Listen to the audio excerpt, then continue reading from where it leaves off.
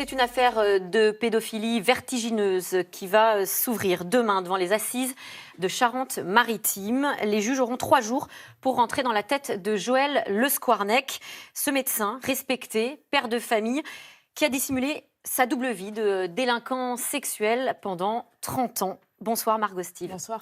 Vous êtes journaliste au service police-justice de France Info. Dans ce procès, le médecin est jugé pour 4 agressions, mais il est soupçonné d'avoir fait plusieurs centaines d'autres victimes. Le masque est tombé il y a 3 ans, on est en 2017, et là, les enquêteurs découvrent une affaire de pédophilie hors norme. Oui, ça part du témoignage d'une petite fille, donc sa voisine qui a 6 ans à l'époque. Elle va raconter à ses parents l'agression qu'elle a subie de la part de son voisin. Les parents vont réagir très vite, vont aller porter plainte. Joël Le Squarnec est interpellé et les enquêteurs vont perquisitionner son domicile. Et là, ils découvrent une maison de l'horreur. Ils vont retrouver des petits poupons, des jouets sexuels et surtout des fichiers informatiques qui vont faire basculer l'affaire. C'est ces fameux carnets noirs ou journaux intimes, en tout cas ils ont été baptisés comme tels, qui sont des journaux numériques. Oui, voilà, c'est un journal intime que Joël Le Squarnec tient pendant plus de 30 ans sur informatique. Et il va raconter dans ses journaux intimes, jour après jour, heure après heure, des centaines d'agressions sur des enfants et surtout dans les hôpitaux. Tout est consigné, les noms, les horaires, les dates, les adresses. Oui, c'est très très précis. C'est ce qui frappe quand on découvre. Vous avez pu les lire, vous ? Oui, j'ai pu lire ces carnets. Et c'est ce qui frappe, c'est la précision. On a à chaque fois l'heure, donc le jour, le lieu là où ça se passe, quel hôpital, parfois même dans la chambre, au bloc opératoire, dans les couloirs. On a une description très précise de là où ça se passe et une description aussi très précise de ce qu'il dit leur faire subir.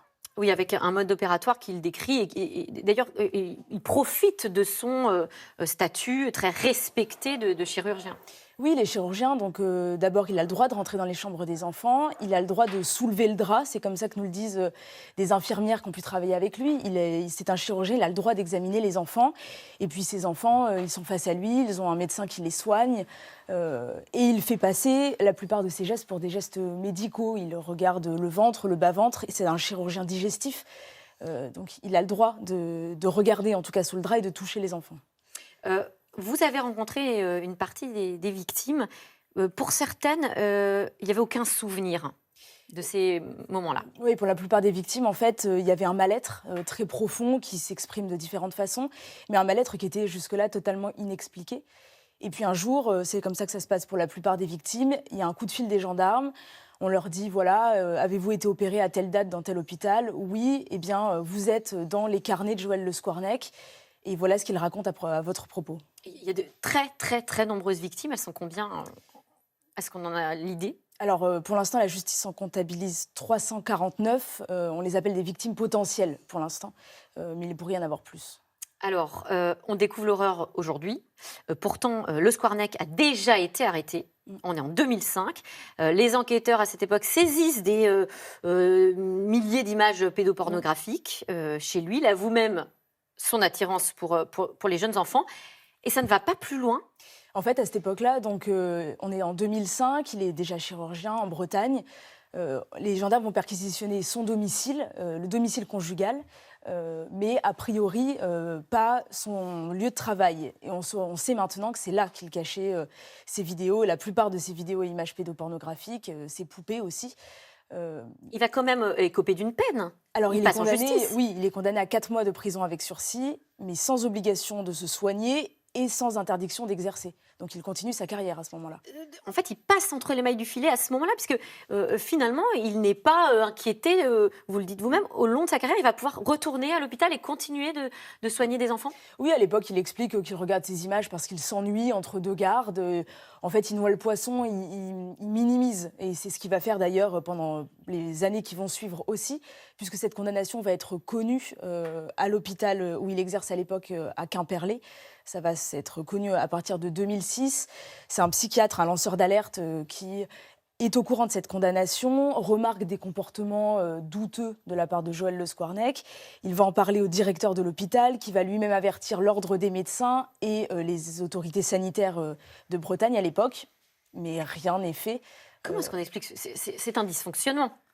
Alors oui, alors l'ordre des médecins à cette époque explique qu'ils n'ont pas le pouvoir de sanction ni d'enquête sur les médecins hospitaliers. Après, concernant les autorités sanitaires, nous, on n'a trouvé aucune trace d'une enquête administrative qui aurait pu être ouverte à ce moment-là. Est-ce que Joël Le Squarnec, parce que la question qu'on peut se poser quand on vous entend, c'est est-ce qu'il a été couvert ? C'est une question à laquelle on ne peut pas répondre pour l'instant. Couvert, peut-être pas. Après, il y a clairement un silence et il y a une sorte d'omerta. Une sorte d'omerta et surtout un manque de réaction, parce qu'on sait par exemple qu'ensuite, après Quimperlé, il va à l'hôpital de Jonzac. Là, la directrice de l'hôpital de l'époque est au courant de cette condamnation, l'ordre des médecins aussi. On explique que la justice l'a jamais interdit d'exercer, qu'il a eu une peine assez faible en 2005. Du coup, en fait, on se fie à la décision de justice. Est-ce qu'il aurait pu avoir des complices ? Alors nous, ce qu'on a découvert avec la cellule d'investigation de Radio France, c'est qu'il y avait, à l'époque où il exerçait, dans 2 hôpitaux différents, 2 médecins condamnés aussi pour des crimes ou des délits sexuels, en même temps que Joël Le Squarnec. Là, à Quimperlé, un radiologue qui a été condamné à 18 ans de prison pour des multiples viols sur des patientes, dont des mineurs. Et puis à Jonzac, un anesthésiste qui est condamné en 2008 pour détention d'images pédopornographiques, qui continue d'exercer et qui a été en fait suspendu par l'hôpital de Jonzac la semaine dernière au moment des révélations de France Info et de Radio France. Comme souvent dans de nombreuses affaires de pédophilie, alors il y a l'omerta qu'on peut repérer là peut-être dans un milieu professionnel, dans une vie quotidienne, et puis il y a aussi les proches. Oui. Est-ce que l'omerta, dans le cas de Joël Le Squarnec, elle était aussi familiale ? Oui, alors on peut vraiment parler d'une omerta familiale. Joël Le Squarnec dit dans ses journaux intimes, dès 1996, que sa femme, elle sait que je suis pédophile. Donc dès 1996... Il aurait pu être dénoncé. Il aurait pu être dénoncé. Il y aura ensuite la sœur de Joël Le Squarnec qui va aller lui parler d'agressions qu'il a commises sur ses propres filles, sur les filles de sa sœur, donc ses petites nièces. À ce moment-là, il avoue en larmes, il promet d'aller se faire soigner. Et en fait, ça en reste là. Le procès débute demain. Est-ce qu'on sait quelle est sa ligne de défense ? Parce que quand on vous entend, on se dit que ça va être évidemment plutôt clair, compliqué de se défendre dans son cas.